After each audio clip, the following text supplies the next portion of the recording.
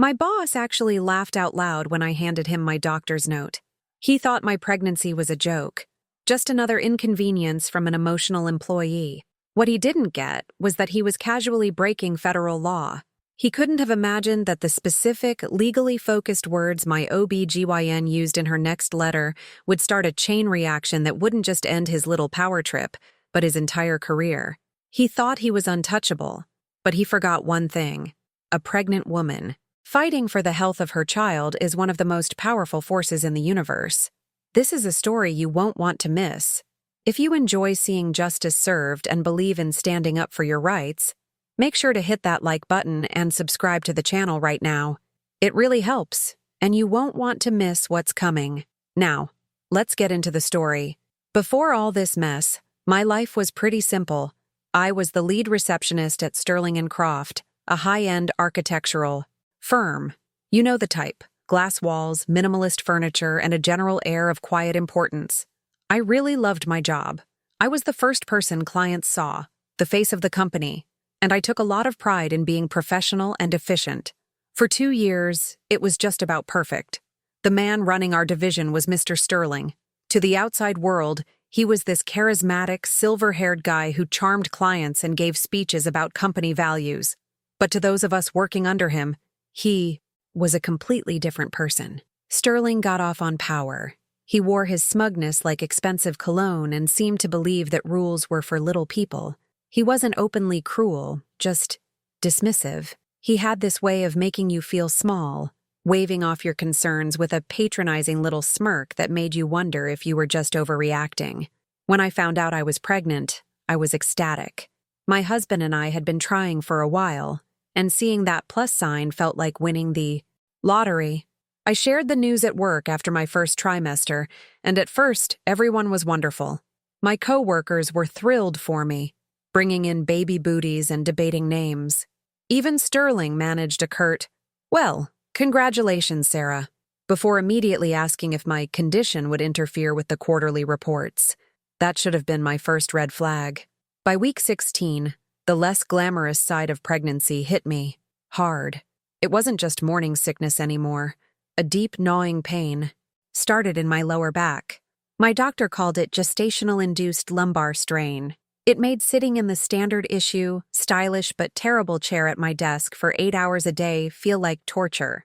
Some days, the pain shot down my legs, and I'd have to bite my lip to keep from wincing when a client walked in. All I needed was a little help.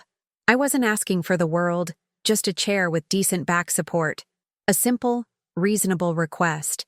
I knew that for a formal request, I'd need a doctor's OTA. So at my next appointment, I explained the whole situation to my OB-GYN, Dr. Sharma. She got it immediately. "Of course," she said, scribbling on her pad. "That's a very common issue. An ergonomic chair is a completely reasonable request." She handed me a simple, direct note. It just said that I was under her care, and due to pregnancy-related back strain, it was medically recommended that I get a chair with lumbar support. It was polite, professional, and to the point. I thought, great. This will solve everything. The next morning, I waited until Sterling was alone and went to his office, note in hand. I explained calmly, "Mr. Sterling, I have a note from my doctor.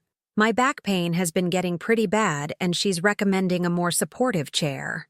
He snatched the note, his eyes scanning it. A slow, condescending smile spread across his face, and then he laughed. It wasn't a quiet chuckle. It was a loud, barking laugh, full of contempt. He then walked out from behind his desk into the main office, holding my note up like he'd just won a prize. "Can you believe this?"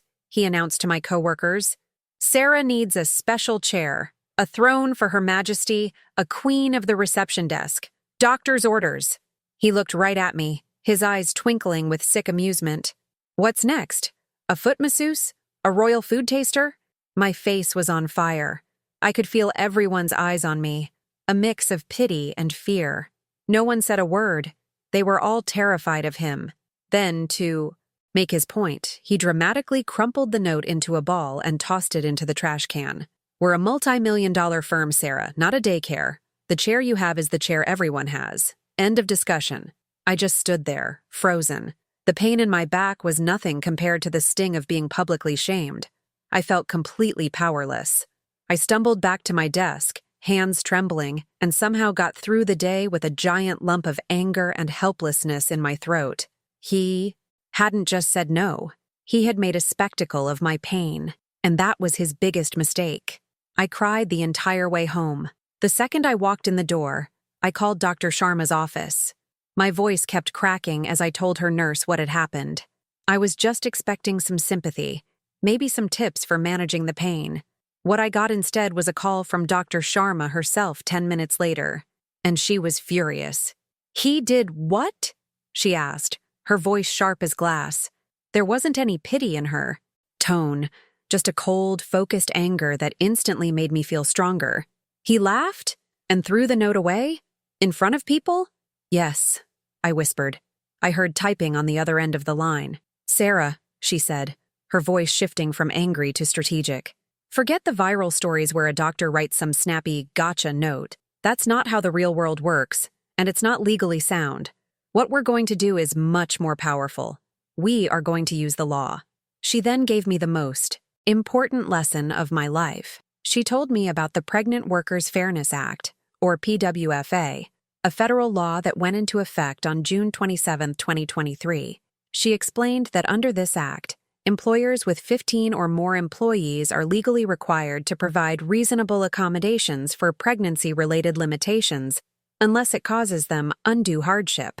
"A new chair is not an undue hardship, Sarah," Dr. Sharma stated firmly. "His refusal to even discuss it isn't just him being a jerk, it's illegal. What your boss doesn't get is that when he received that first note, he was officially informed. His reaction, the mocking, the refusal, that's where he crossed the line and created a serious legal liability for his company." She went on. "So, I'm not going to write some dramatic letter. That's for TV.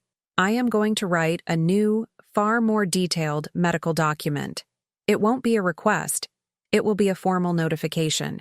It will be so precise and so rooted in the language of the PWFA that the moment your HR department sees it, they'll be under immense pressure to act. This isn't about revenge, Sarah. This is about enforcing your rights." A day later, the new letter from Dr. Sharma arrived in my patient portal. It was a masterpiece. This wasn't a simple doctor's note.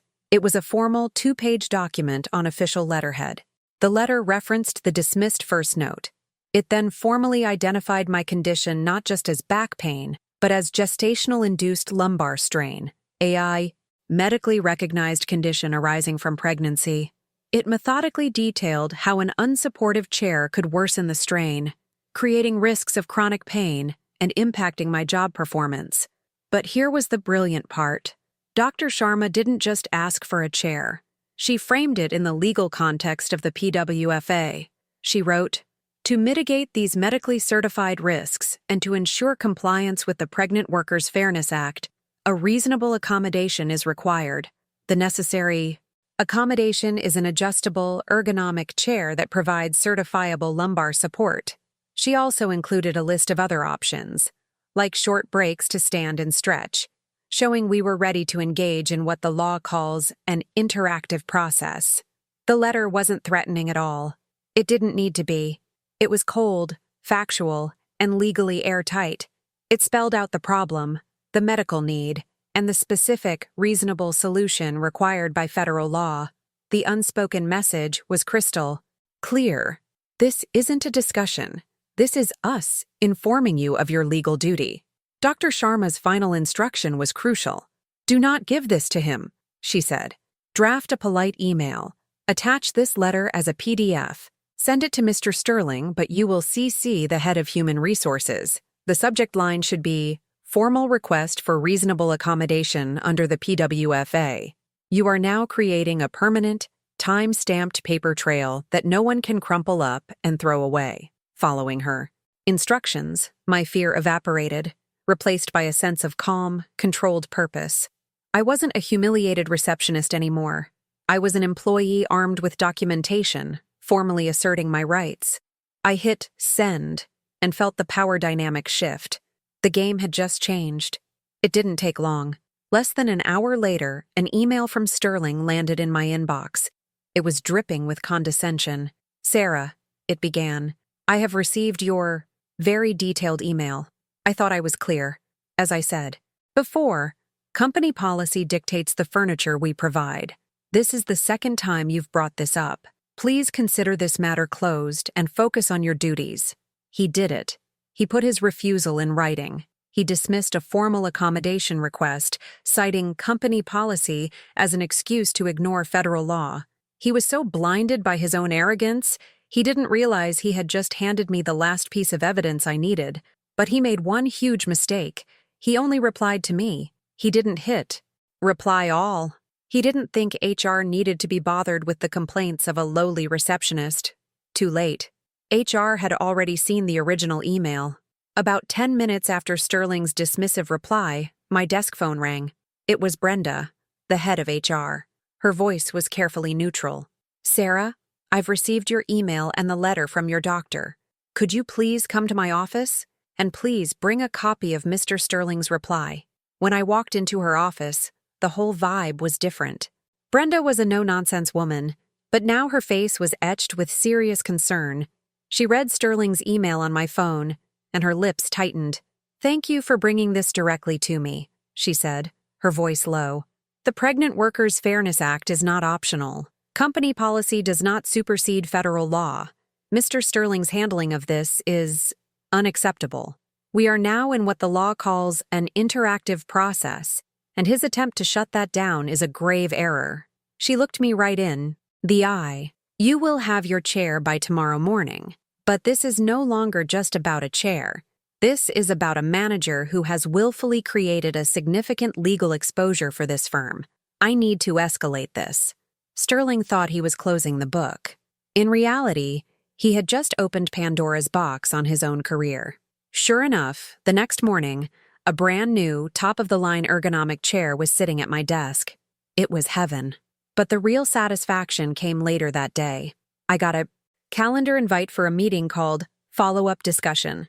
The attendees, me, Brenda from HR, and a name that made my heart jump, Robert Chen, the regional director, Sterling's boss.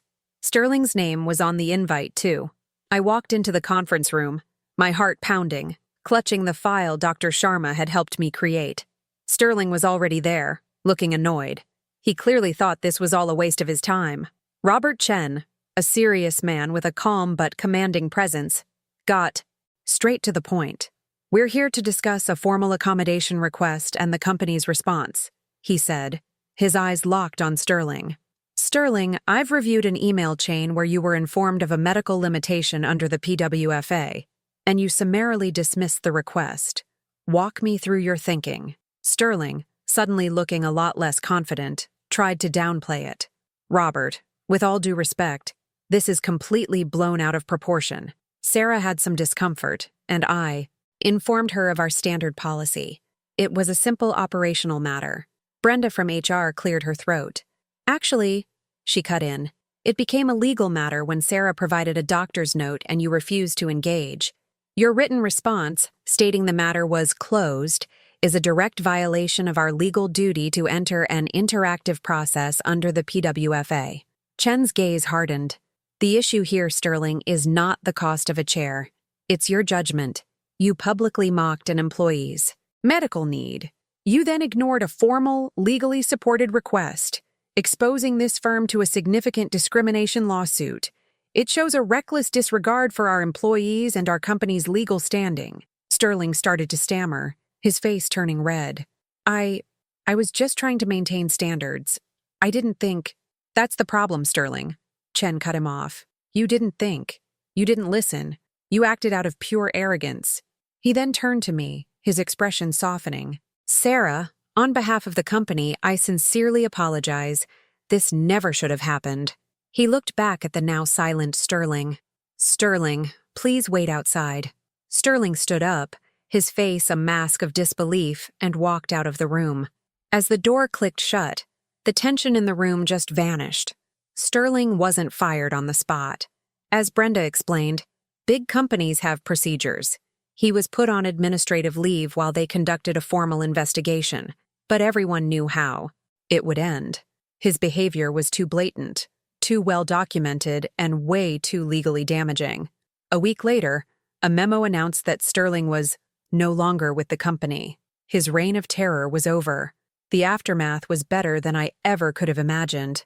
I got a formal written apology from Robert Chen. The whole office culture seemed to change overnight. People started treating me with a new kind of respect. It turned out I wasn't the only one who had dealt with Sterling's attitude. I was just the first to have the tools to fight back. I worked in comfort for the rest of my pregnancy and had a beautiful, healthy baby girl. When I came back from maternity leave, another surprise was waiting. Brenda offered me a new position in HR, focusing on employee relations and compliance. They wanted to make sure what happened to me never happened again, and they thought I was the perfect person for the job. As for Sterling, the story of his epic self-destruction spread through the industry. His reputation for arrogance, now paired with a documented history of being a legal liability, made him toxic. The last I heard, he was a junior consultant for some tiny firm in another state, a shadow of the titan he thought he was. He didn't just lose his job. He lost the one thing he truly cared about, his power. My story started with humiliation, but it ended with empowerment. It taught me that justice isn't always some big, dramatic movie moment. Sometimes it's quieter. It's about knowing your rights, carefully documenting the truth, and letting a bully talk himself into a corner he can't get out of. He laughed at my doctor's note, but in the end, the law got the last laugh. So, what do you think? Would you have had the courage to see it through like Sarah did? Or would you have tried a different approach? Let me know your thoughts in the comments below. And if you enjoyed this story and want to hear more tales of justice being served, make sure you hit that like button and subscribe. Thanks for listening. If you love stories where the truth is revealed, you've found your channel. Subscribe and turn on notifications to make sure you're always up to date with life's biggest secrets and dramas. And now, I want to hear from you. What life lesson did you learn from this story? Share your reflection in the comments and use the hashtag #TruthRevealed, also telling us the city you watched this drama from.